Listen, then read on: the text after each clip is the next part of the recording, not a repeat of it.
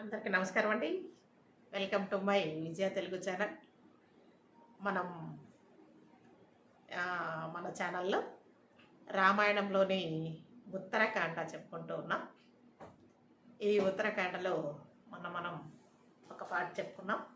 మరలా మిగతా సగం తర్వాతి క్లాసులో చెప్పుకుందాం అనుకున్నాం కదా. అది ఈరోజు మనము దాన్ని పూర్తి చేసుకుందామని నా ఉద్దేశం. ఇలా మనము గత క్లాసులో మనం ఏం చెప్పుకున్నామంటే లవకుశులు శ్రీరాముని గాథను వినిపిస్తూ అన్ని చోట్ల తిరుగుతూ ఉన్నారు. రాజప్రాసాదాలు మరియు నదీ తీరాలు, ఇలా యజ్ఞవాటికలు, ఇలా అన్ని చోట్ల వాళ్ళు తిరుగుతూ లవకుశులు గాన మాధుర్యం తో వాళ్ళు గానామృతంతో వాళ్ళు రామగాథను చెప్తూ ఉన్నారు. అయితే లవకుశులకు అప్పుడు వాళ్ళు చెప్తున్నది తన తల్లి కథ, శ్రీరాముని కథ, తన తల్లి కథ అని తెలుసో లేదో తెలియదు, కానీ శ్రీరాముని గాథ అని మాత్రం తెలుసు. అంటే వాల్మీకి చెప్తాడు ఇది శ్రీరామ గాథ అని. పిల్లలు కూడా తన తండ్రికి చెప్తారు. తన తండ్రి అని అప్పటికి వాళ్ళకి తెలియదు. ఇది రామగాథ, రాముని కథ, మాకు మా తాత వాల్మీకి మహర్షి నేర్పించారు, మునివర్యులు ఆయన ఇక్కడే ఉన్నారు అని చెప్పి రాముడికి చెప్తారన్నమాట సందర్భంలో. అయితే ఈ లవకుశులు పుట్టినప్పుడు సీతాదేవి తన బాధను, అంటే తమ పిల్లలు లవకుశులు తమ తండ్రి దగ్గర రాజ్యంలో ఉన్నట్లయితే వాళ్ళు ఎలా పెరిగేవారో అని చెప్పి తాను బాధపడుతూ తన జానపదంలో స్త్రీల పాటల్లో ఒక పాట నాకు అది నేను చిన్నప్పుడు మా అమ్మ పాడేదంట. నాకు మా నాన్న చెప్పేవాడు, మా అమ్మ గొంతు బాగుంటుంది అని చెప్పి. మా అమ్మ ఆ కథను మా అమ్మ చదువుకోలేదు అసలు. మా అమ్మకి పొట్ట పొడిస్తే కూడా అక్షరం రాదు. అయినా మా అమ్మ అంటే అప్పుడు ఈ కథలన్నింటినీ గాథలన్నింటినీ ఆసురూపంలో చెప్పేవాళ్ళు. అంటే జానపద భాషలో, జానపదులు మాట్లాడే భాషలో, జానపదులు పలకబడేటటువంటి తేలిక పదాలతో ప్రతి ఒక్కరూ గాన యోగ్యంతో వాళ్ళు పాడేవాళ్ళు అన్నమాట. అంటే పూర్వం రోజుల్లో ఇలా ఆ సినిమా పాటలు చక్కగా మంచి గొంతుతో కోకిల గొంతులాగా పాడే అంత కెపాసిటీ ఉన్నా కానీ అది ప్రాచుర్యంలో లేదు. ఎందుకంటే అది అప్పట్లో ఆడవాళ్ళు బయటికి వచ్చి ఇలా ఎంత టెక్నాలజీ, ఎంత సంస్కృతి ఇది లేదు కదా. అప్పుడు మా అమ్మ నేను చిన్నపిల్లప్పుడు పాడేదంట. మా నాన్న నాకు 10 years ఉన్నప్పుడు నాకు రామాయణ కథ చెప్తూ ఉన్నప్పుడు రామాయణ కథను మా పెద్దనాన్న మా నాన్న రాసి నా చేత పాడిస్తున్నప్పుడు గుడుల్లోనూ అంటే ఉత్సవాలు జరుగుతూ ఉంటాయి. పండగలప్పుడు ఊర్లలో ఉత్సవాలు జరుగుతూ ఉంటాయి. ఆ ఉత్సవాల్లోనూ మా చిన్నాన్న వైఫ్, మా మేనత్త కూతురు ఆమెతో కలిపి నేను చిన్నదాన్ని, బుడ్డదాన్ని. మా పిన్నమ్మ చాలా పొడవు ఉంటుంది. నాకు స్టూల్ వేసి మా పిన్నమ్మ నేను కలిపి రామకథను పాడేవాళ్ళం ఉత్సవాల్లో. ఇప్పుడు మా వారికి కూడా అదే రోజు అడుగుతూ ఉంటారు, ఏంటి నువ్వు ఒక పాట అయినా పాడట్లేదు, ఒక పద్యమైనా పాడట్లేదు అని చెప్పి. ఈ మధ్య నాకు కొంచెం త్రోటు ప్రాబ్లం వచ్చింది. అయినా మా వారి కోసం ఒక చిన్న పాటను నేను సీతమ్మ వారు లవకుశలకు పాడిన పాటను నేను ఇప్పుడు గొంతు ఎలా ఉందో తెలియదు నాకు కూడా. కాబట్టి నేను తెలుగు టీచర్ని కదా, పద్యాలు పాటలు నాకు బాగా అలవాటే. క్లాసులో కూడా పద్యాలు పాటలు బాగానే పాడుతూ ఉంటాను. కాబట్టి నేను నా ఛానల్లో నా ప్రేక్షకులకు, నా బంధువులకు, అంటే మీరే కదా నాకు బంధువులు, కాబట్టి నేను ఒక చిన్న ప్రయత్నం చేస్తాను. ఎలా ఉందో మీరే నాకు చెప్తారు కూడా. ఇప్పుడు కలిగిన సంతు కొడుకా అయోధ్యలో కలిగుంటే పాల్దా పనుదాది కొడుకా పండయ్యను ఒకదాది. చిచ్చో లాలి లాలి శ్రీరాములు లాలి అయోధ్య బాలకులారా అయ్యా ఏడవకు. ఇరుగెవ్వరు కొడుకా నీ ఏడ్పు మాన్పాను, పొరుగెవ్వరు కొడుకా నీ పోరు మాన్పానా. బంధువులు అడవిలో ముని తాత ఆత్మబంధువు. ఇప్పుడు కలిగిన సంతు కొడుకా అయోధ్యలో కలిగుంటే 12 నాటి పాత బియ్యము పచ్చము నీ కమరు. ఎరుపు నలుపు తెలుపు పసిడి పచ్చల్లవన్నే పరుపు గావించి మీ నాయనమ్మ కౌసల్య తెచ్చే ఏడవకు.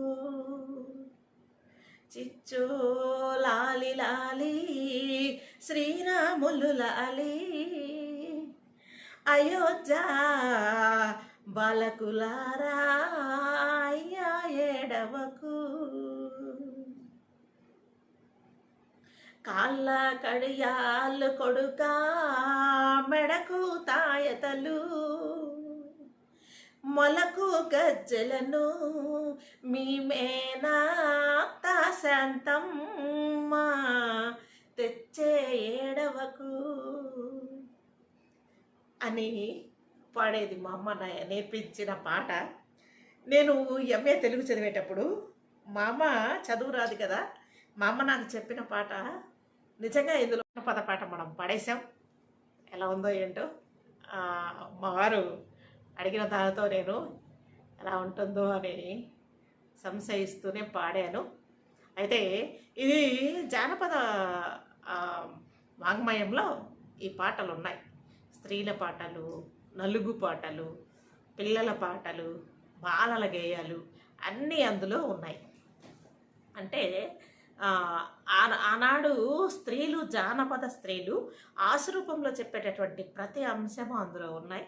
నేను చదివాను ఎంఏ తెలుగు, అందులో ఉన్నాయి. ఓకే, బాగుంటుంది చాలా. మన సంస్కృతికి, మన పూర్వీకులు మనకు చేసినటువంటి కృషికి మనం ఎప్పుడూ వాళ్ళకి రుణపడే ఉంటాం. ఎందుకంటే మన సంస్కృతి మనకి తెలియజేయకపోతే మనము ఇలా ఖచ్చితంగా ఉండేవాళ్ళం కాదేమో. ఓకే, సరే. అలా లవకుశులు తన గానామృతాన్ని పంచుతూ ఉన్నారు. ఈ విషయం ఆ నోట ఈ నోట శ్రీరాముల వారికి తెలిసింది. శ్రీరాముల వారు కూడా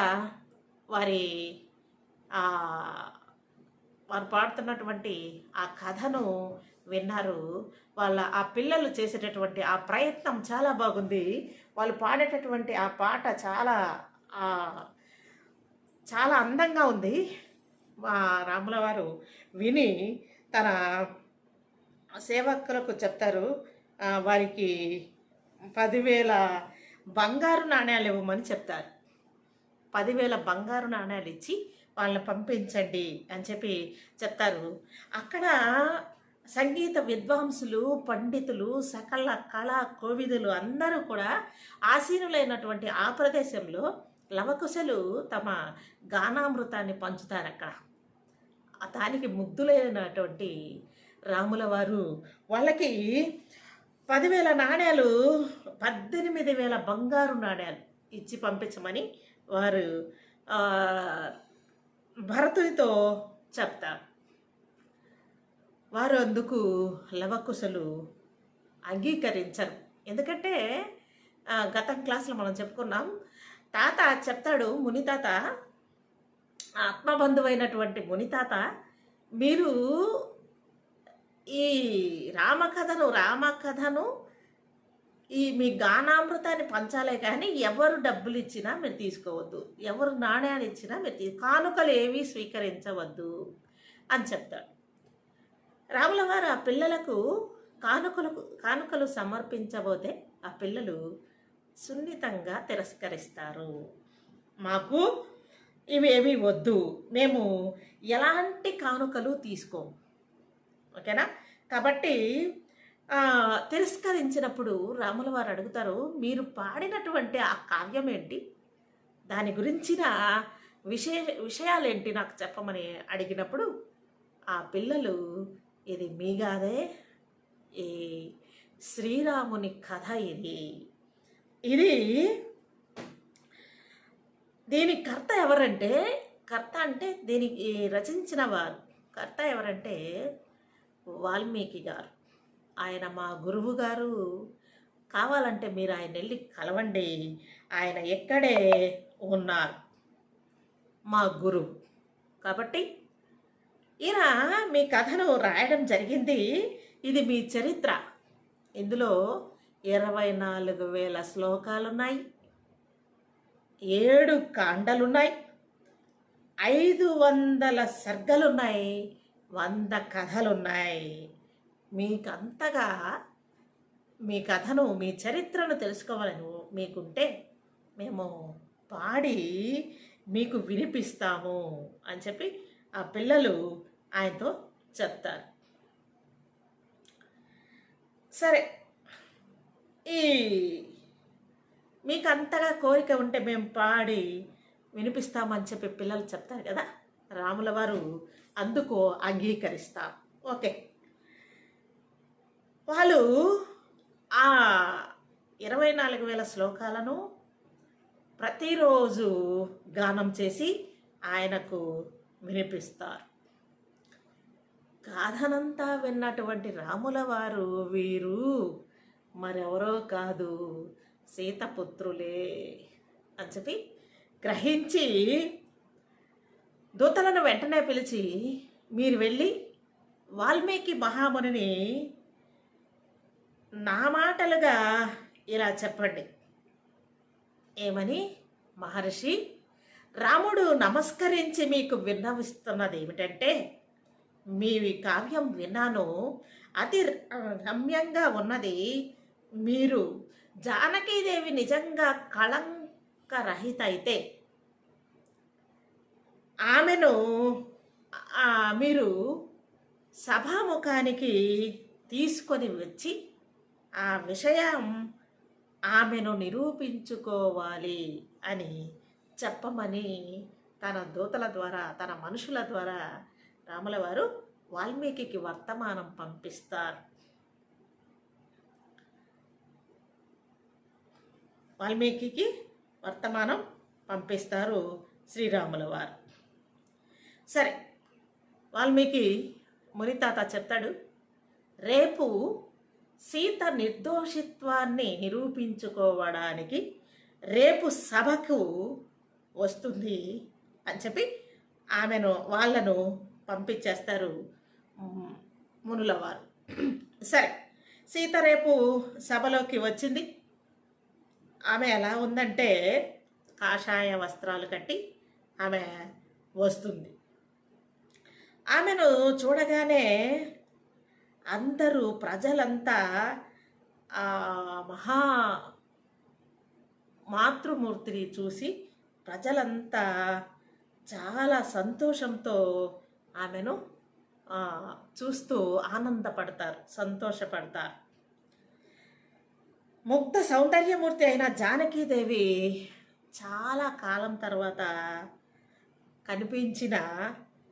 చూసినటువంటి ఆ జనులు కన్నుల నీరు కూడా కార్చడం జరుగుతుంది. ఎందుకంటే ఆమె పడినటువంటి బాధలు, కష్టాలను పాపం ఆ ప్రజలు జీర్ణించుకోలేకపోతారు. సరే, అటువంటి గంభీరమైనటువంటి మౌనాన్ని బద్దలు చేస్తూ వాల్మీకి గంభీర స్వరంతో ఇలా ఈ విధంగా అంటున్నాడు. ఏమంటున్నాడంటే,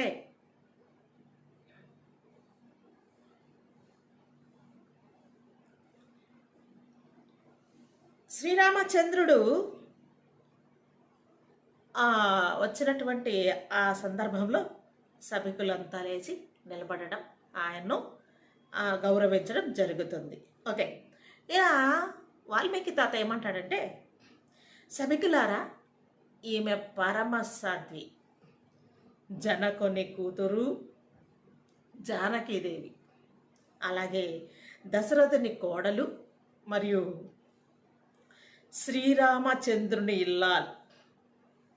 ఈమెను శ్రీరామచంద్రుడు లోకనిందకు భయపడి ఈమెను పరిత్యజించినాడు, అంటే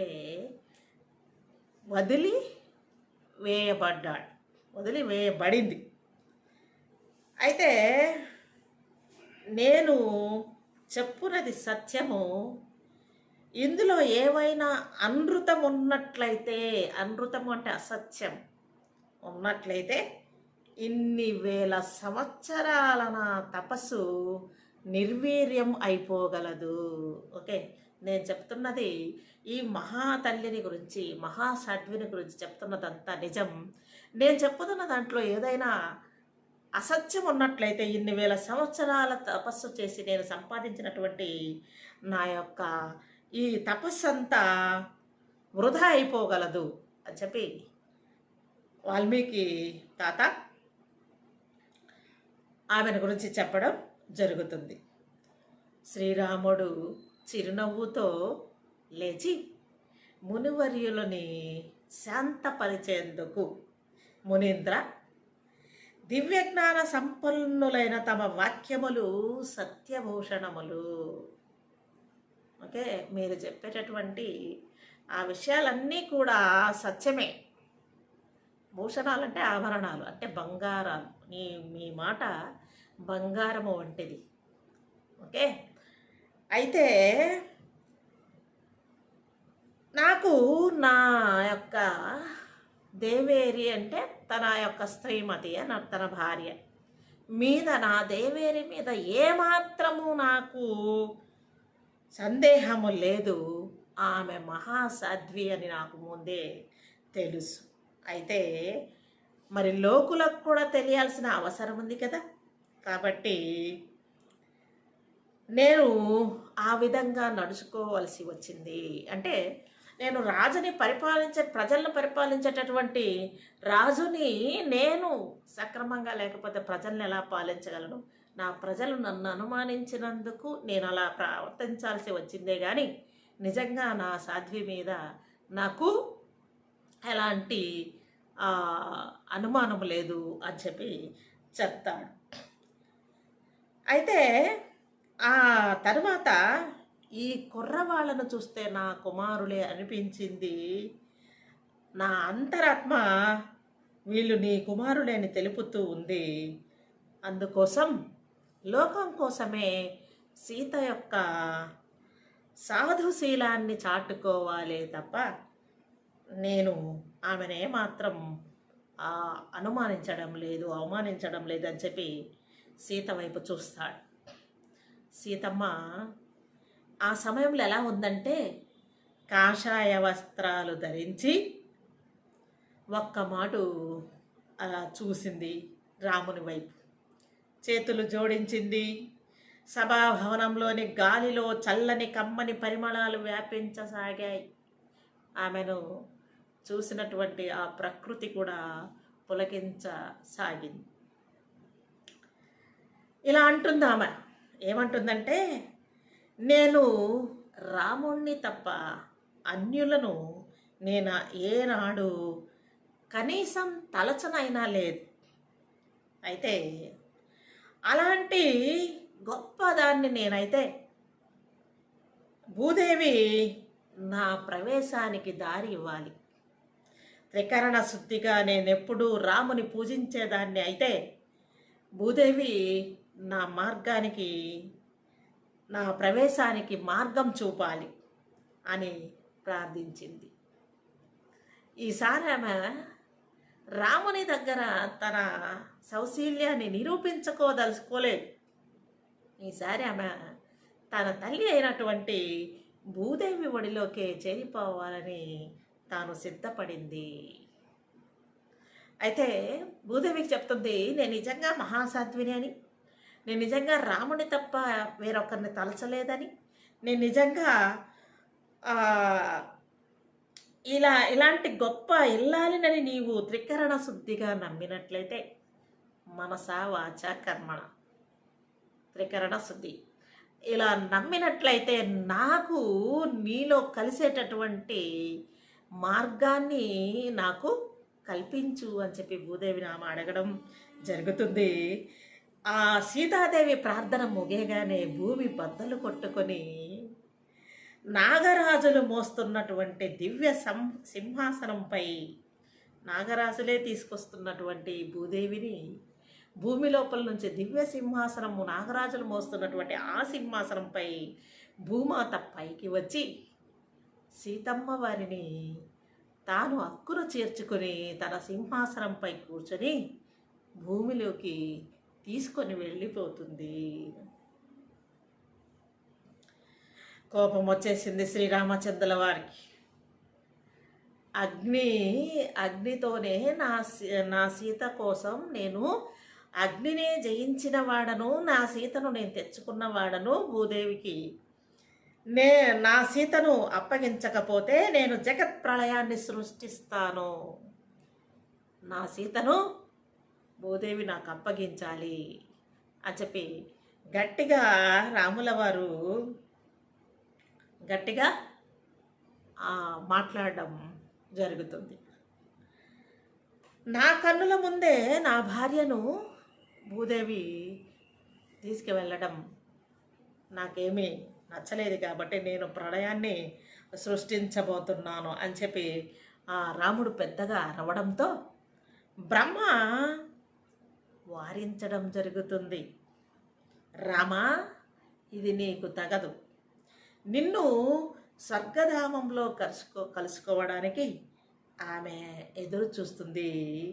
నీ చరిత్ర ఈ భూమిపై ఇతిహాసంగా ఉండిపోతుంది. కాబట్టి నీవు శాంతించు.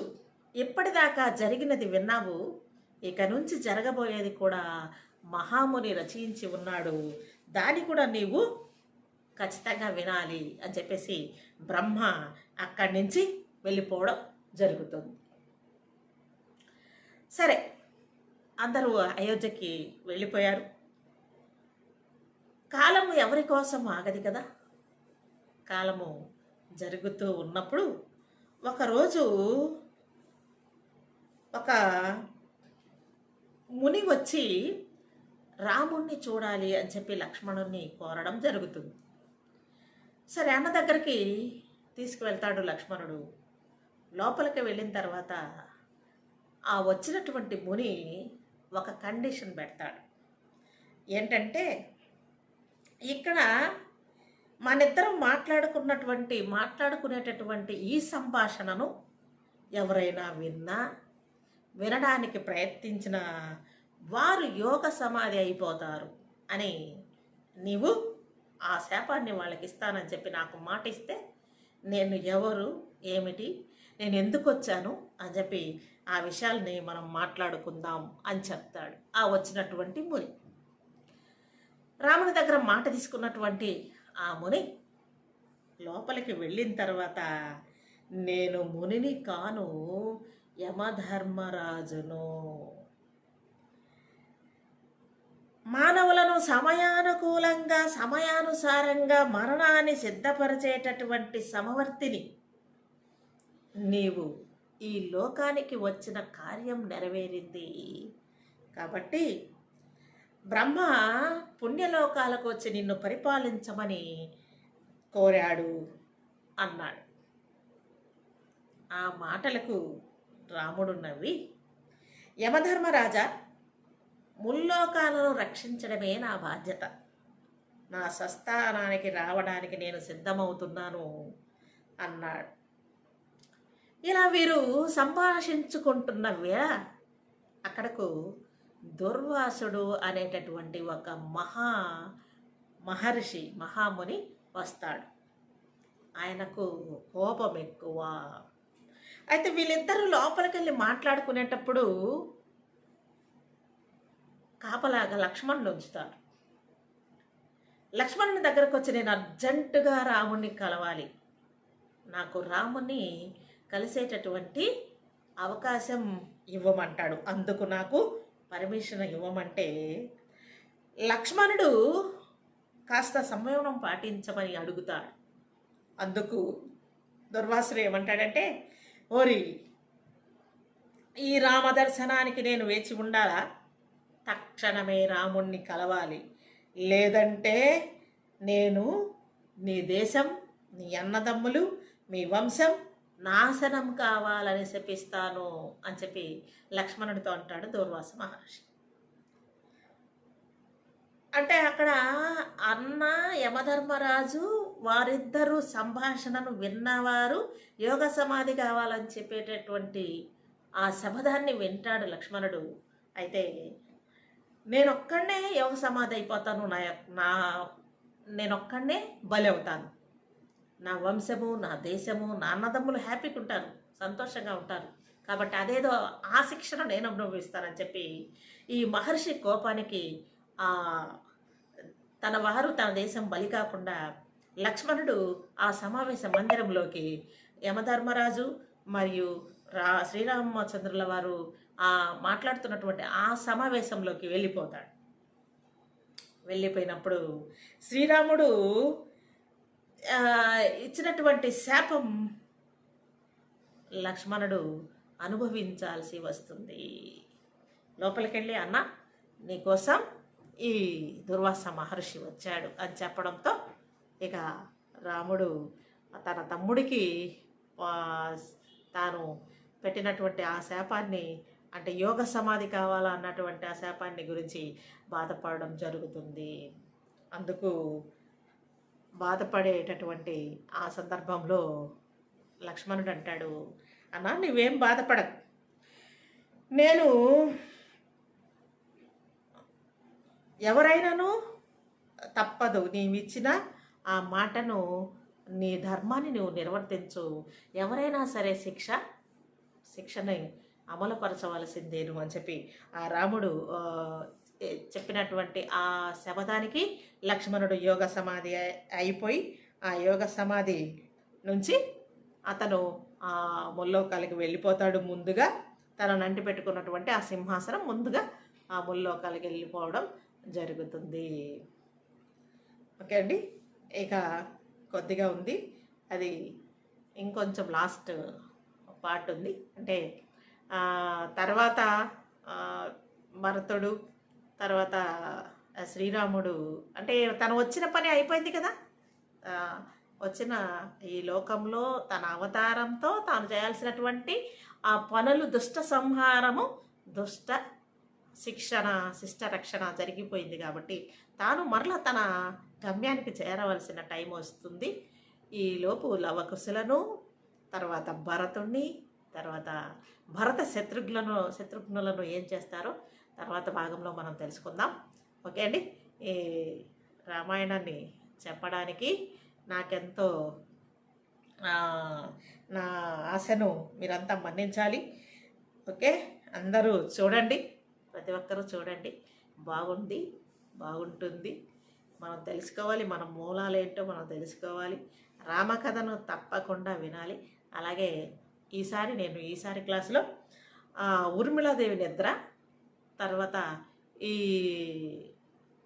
యొక్క మనం చెప్పుకుంటున్నటువంటి ఉత్తరాఖండ చివరి భాగం రెండు కలిపి తర్వాతి క్లాసులో నేను చెప్పాలని అనుకుంటున్నాను.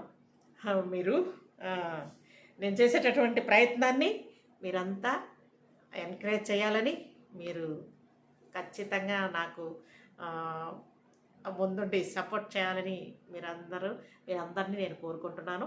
నా విజయ తెలుగు ఛానల్ని షేర్ చేయండి, నా ఛానల్కి లైక్ చేయండి. లైక్స్ రావడం లేదు, ఎక్కువ వ్యూస్ అయితే వస్తున్నాయి, పర్వాలేదు, ఇంతకు ముందు కంటే ఇప్పుడు కొంచెం బాగానే వస్తున్నాయి. శ్రద్ధగా నేను కూడా చేస్తున్నాను కాబట్టి వ్యూస్ పెరుగుతున్నాయి కానీ లైక్లు రావడం లేదు. ఓకే అండి, లైక్ చేయండి, కామెంట్ కూడా చేయండి. నాలో ఏమైనా ఈ ఉన్నటువంటి తప్పులు సవరించుకోవాల్సిన ఏమైనా ఉంటే, నేను సరిదిద్దుకోవాల్సినవి ఉంటే మీరు చెప్పండి. ఖచ్చితంగా మీరు నా ఆత్మబంధువులే, చెప్పొచ్చు, ఏమి ఇబ్బంది లేదు, నేను రిప్లై ఇస్తాను మీకు. మీరు అలాంటిది ఏదన్నా నేను పొరపాట్లు ఏమైనా చేస్తూ ఉండుంటే మీరు దాన్ని చెప్తే నేను దాన్ని రెక్టిఫై చేసుకొని మళ్ళా మన ఛానల్లో మనందరం కలవడం హ్యాపీగా.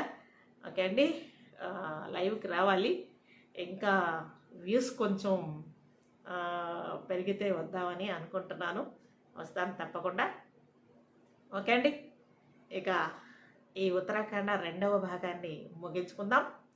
నా విజయ తెలుగు ఛానల్ని షేర్ చేయండి, లైక్ చేయండి, కామెంట్ చేయండి, సబ్స్క్రైబ్ చేయండి. నమస్కారం.